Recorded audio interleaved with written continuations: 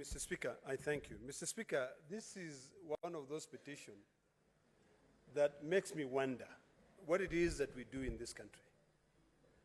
You take teachers, you say, let us educate them, let us put them through a training. You increase their salaries. 27 years after, they are still crying that those increments they are yet to receive. What exactly are we doing, Mr. Speaker? Mr. Speaker, this is an issue which, when you read the petition, you wonder whether we represent the people we say we represent. My views are a little bit unorthodox when it comes to issues to do with personal welfare. Why is it that we ourselves here as leaders, whenever we are promised an increment, every year, all of us here as leaders, we get some form of a salary increment? Why is it that that is never delayed and not paid? The day you delay a member of parliament increment is the day they'll shut down the country.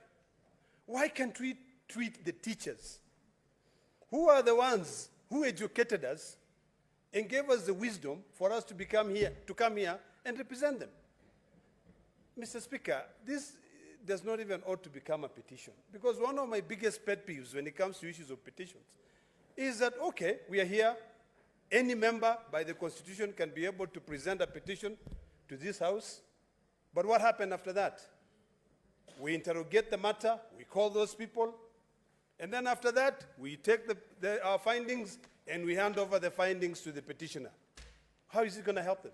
Mr. Speaker, I'd like to beseech you to handle this thing differently, because this is another crisis we have, similar to the one of former councillors who served this country diligently, and while current members of the county assemblies are getting a gratuity or pension, those ones were forgotten. Every so often, we talk about budget. We know the Senate doesn't deal with the issue of budget. I wish our colleagues in the lower house would be able to, so moto, take on this matter and add that budget there and reduce all these budgets of tea, budgets of travel, and at least pay these teachers from 1996, 27 years ago. In fact, the distinguished senator nominated, who is looking at me, Tabitha, was not born then. And now, look at her. She's serving this House, representing those teachers. And their salaries increment, they have not been paid until today. What exactly are we doing here? I want to call upon the commissioners, the TSC commissioners, led by my good friend Nancy. Please, this is about time that you need to now ask yourself what it is that you're doing in that office. And I want to call upon my colleagues in the lower house. We'll be talking about budget. And the only thing which is in our head right now, which is going to divide this country into two, is the issue of the finance bill, which is going to tax those people again. A basic salary of a teacher, Mr. Speaker, is 27,000 shillings to 30,000 shillings. What is 27,000 shillings in this country? That's a teacher who has made even the current occupier of the house in the hill to be there. I think, Mr. Speaker, these are issues which are not only emotive, but they are things which must separate leaders from followers. There are things which must separate us, this House now. You know, some of these things, Mr. Speaker, if you tell me that you will amend our standing order so that we can call those commissioners here, I'll agree. I'll agree for them to come here, and by the time they're walking out of this place, we have a resolution. Mr. Speaker, I dare say if you look at the budget of the Ministry of Education, and yet some of these teachers here who are promoted, we no longer have something called P1. There's no P1 anymore. I think it's called what? Grade what? If you look at the budget of the Ministry of Education, just like the Ministry of Health, you'll be shocked. The amount of money they get, yet some of these services are devolved. Then why don't we ask ourselves tough questions now, Mr. Speaker?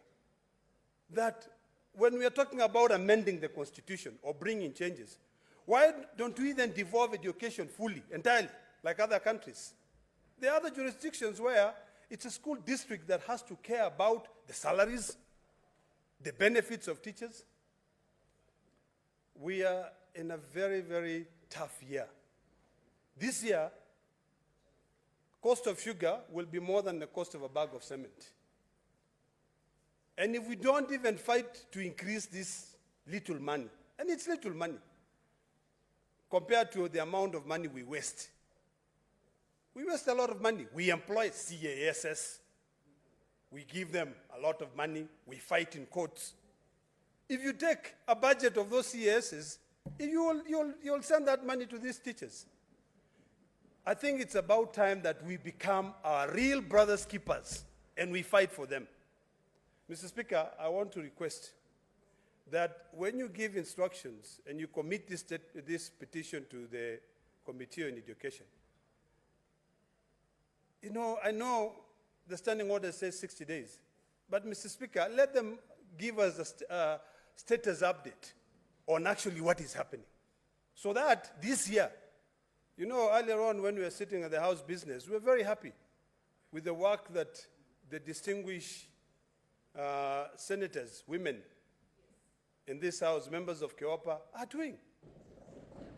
You know, those are things that have got results, and we commend them when they do that. You know, they went with the support of your office, Mr. Speaker, the support of the Secretariat. They went to our prisons. They paid fees, you know, penalty, what are they called? Fines. They paid fines for petty offenders. That is commendable. Now, the same spirit, and I want to request the same leaders, Senator Hamida, thank you very much, my dear sister, as a chair, take on this, because they are teachers, they are mothers. Most teachers here are mothers.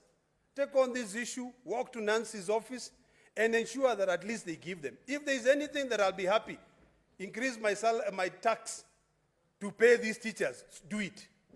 But don't increase my tax to pay some form of housing allowance. If you cannot even pay those teachers their increment, how are you going to be able to give them this house? Come on. Thank you, Mr. Speaker. Senator Nyutu.